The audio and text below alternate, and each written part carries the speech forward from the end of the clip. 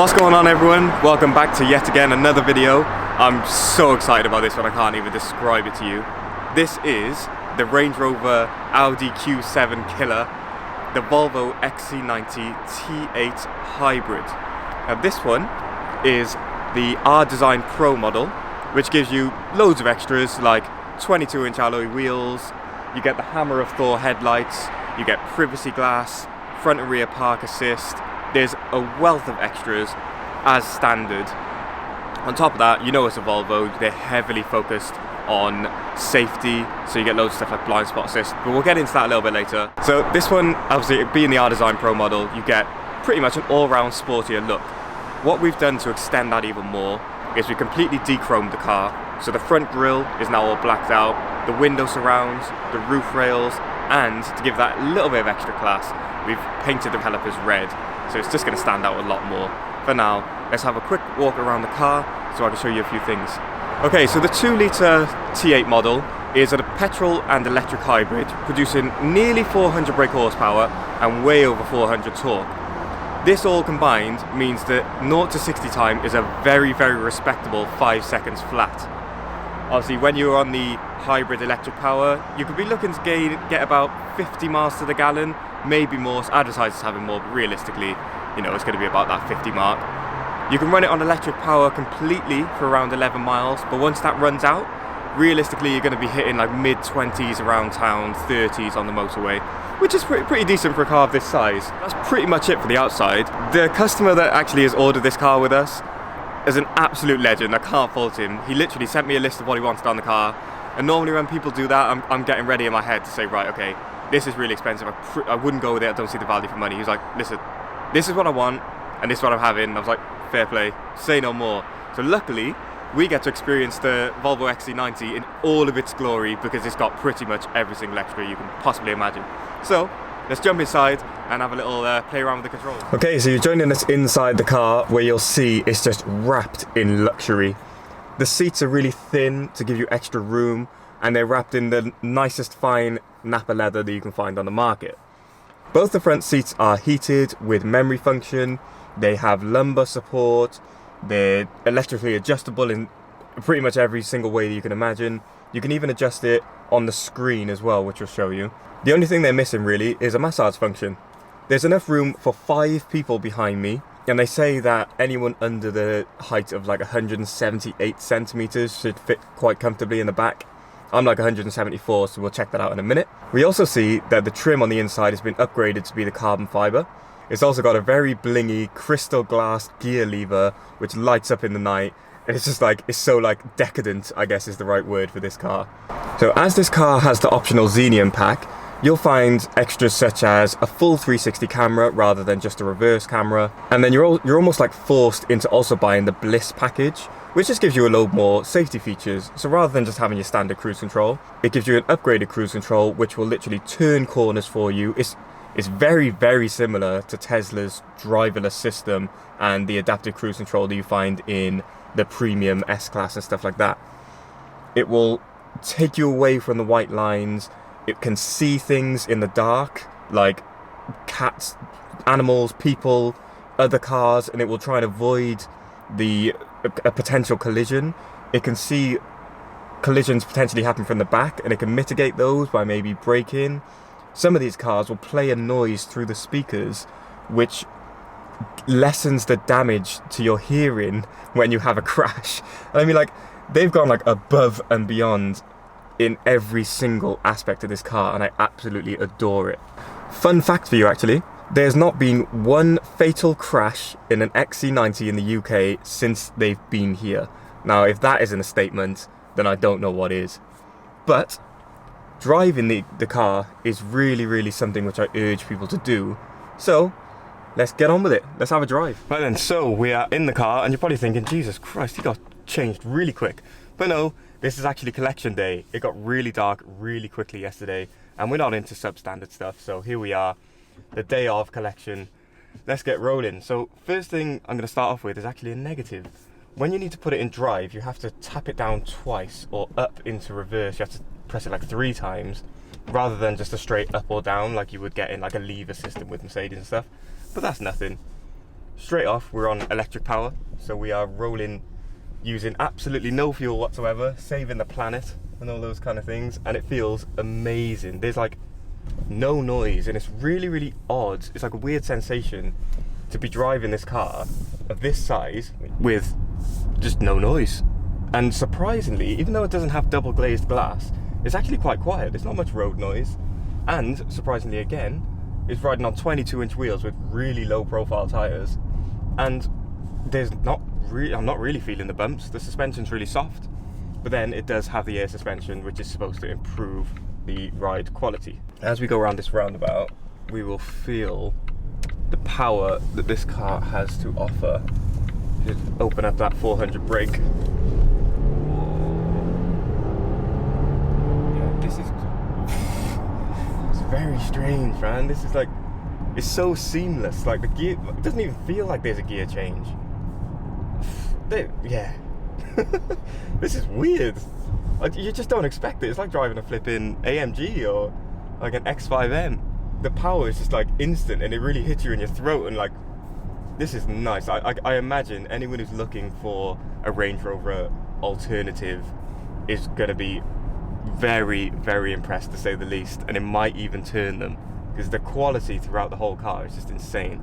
I guess the way that the steering wheel is in tune with the system and the digital dashboard and the head-up display is pretty much, it just follows the theme of just being well thought out. The menu on the right hand side controls your volume, and you can change the track from left to right.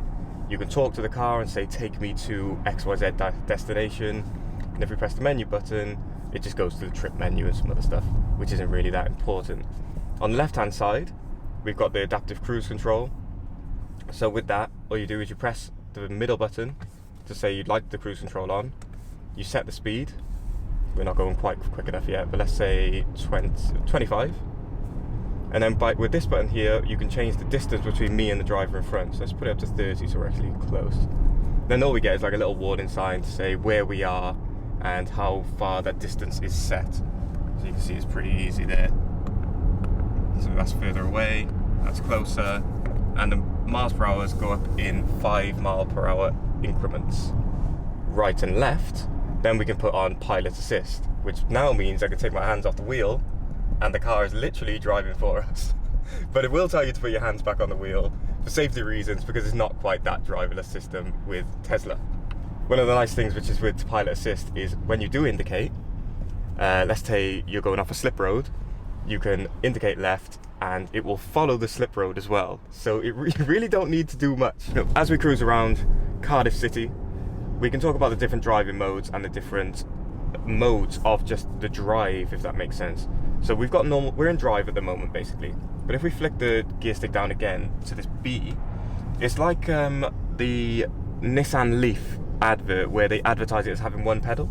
So as soon as you release the accelerator, the brakes are applied a little bit more to regenerate more electricity and more hybrid energy. Well, the more you drive the car, the more you can get used to it, and the less you'll actually have to use the brakes. Because if you just release the accelerator now, rather than just decelerating under engine braking, you can feel it. It feels like the brakes are on, and it goes into the charging mode, which shows it's generating electricity. On top of that, if we press the drive mode button, we get these different options here. So we got pure, which is pure electricity. Constant all-wheel drive, that's pretty self-explanatory. Hybrid, like it says, everyday use. And then we've got power, which will just turn on the motor. You'll be on full petrol and electric energy. The one thing I do like about the electric engine is the fact that you get instant torque. Like, you put your foot down and it feels like the car is trying to torque steer and all sorts, and that's not something I'm normally used to in a car of this size. In fact, I've never ever experienced that in my life. The way this car picks up is absolutely insane. Like, I'm barely touching the accelerator and we're already at the speed limit. It's a really, really nice place to be, man. Really nice. And obviously we've got the heated steering wheel. The seats are pretty comfy. You know, they're a little bit stiff, but then that's probably because they're brand new. They've never been sat in. So when you get the car, you can download an app to go along with it. And it's got like loads of features where you can see if the car is locked, where it's parked. But most importantly, for these cold winter months, you can preheat the car. So you can say, right, I've got to get up, got to be in the car by 8 o'clock. tell you what, I turn the car on at 7:45, make sure it's nice and toasty, have the heated steering wheel on for me, the heated seats, and then we're all good. Like I said, they've thought of every single way possible to keep the customers happy, and they're doing a pretty damn good job. The steering is really light, and when you're fed up of having your head thrown back into the seats, you'll realise that the brakes are actually really smooth. They're not jerky. The car doesn't come to like a hard stop. Yeah, it just feels normal. It's just like driving a normal car. All in all, it's a very, very pleasurable driving experience. You won't be disappointed if you were to do the normal comparison between the other cars. Not that I don't want to keep talking about the other cars, but it just wins. It really does. So the sensor system, which is Volvo's entertainment system, is pretty much the best and most intuitive system on the market. I saw a review the other day and they said that this is less easy to use than an Audi, and I was like, what are you talking about? That doesn't make any sense at all. It's literally just like using an iPhone. So you'll see things like navigation, tap it, nice and easy there. Bluetooth, Bluetooth, USBs are in here. It's got DAB. We've got FM radio, AM, like I said, navigation, all your climate control things are here. So everything's just been like, everything that you need is there. Like, it's literally there. If I want to put the heated seats on, I tap it. 3 presses, and then we're on or off. You've got a heated steering wheel, heated passenger seat, you've got heated rear seats, air conditioning. You just tap this button here, and then all of your functions. You press here, you up, middle, down on your feet. You can scroll it all the way up. Automatic. It's all there. It's so easy. And they've hidden away all the stupid features which no one uses, which is good. So if you just press the main menu, give it a swipe, and you've got some more things like your Apple CarPlay where you can read your messages, status of the car.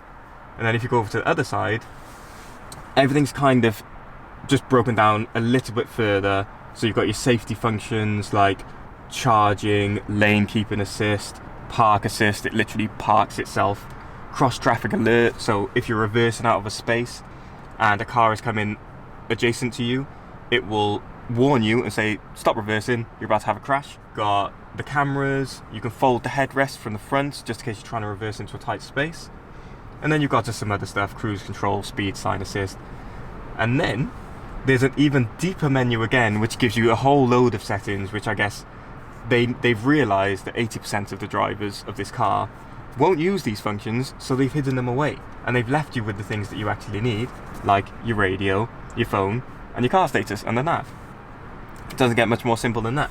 Now, obviously what you will see is that this screen is an absolute magnet for fingerprints. Luckily I haven't touched it that much yet, but Volvo thought about that as well. So we just have a look in the glove box. They give you a screen wipe. I've never seen this in a car, and pretty much all cars come with a touch screen now, so I'm like, yes, well done Volvo, amazing. I even like the way the glove box opens, but it is a problem if you've got a passenger, because their knees will more than likely be very close to that and you won't be able to get the full functionality. Okay, so one of my favourite additions to this car is the 1400 watt Bowers & Wilkins sound system, which gives you an additional 8 speakers and one hell of a sub. So let's have a listen to it. Obviously you need to experience this in real life, but let's just have a listen. Look at the clarity, speakers everywhere. Get more bottles, these bottles are lonely. It's a moment when I show up, God, I'm saying wow. 100 bands in my pocket, it's on me. Yeah, your grandma must probably know me. Get more bottles, these bottles are lonely. It's a moment when I show up, God, I'm saying wow.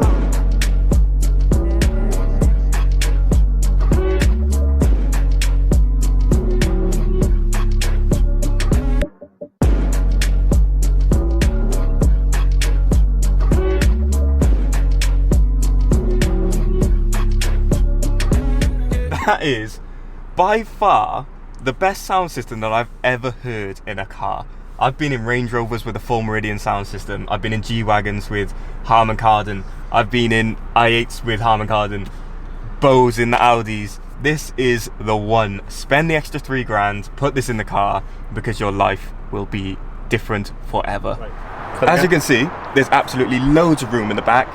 The middle seat is a little bit raised up, but that's nothing to worry about really. In fact, let me jump over a seat so you can see that. But the seat is actually in the same position as when I was driving.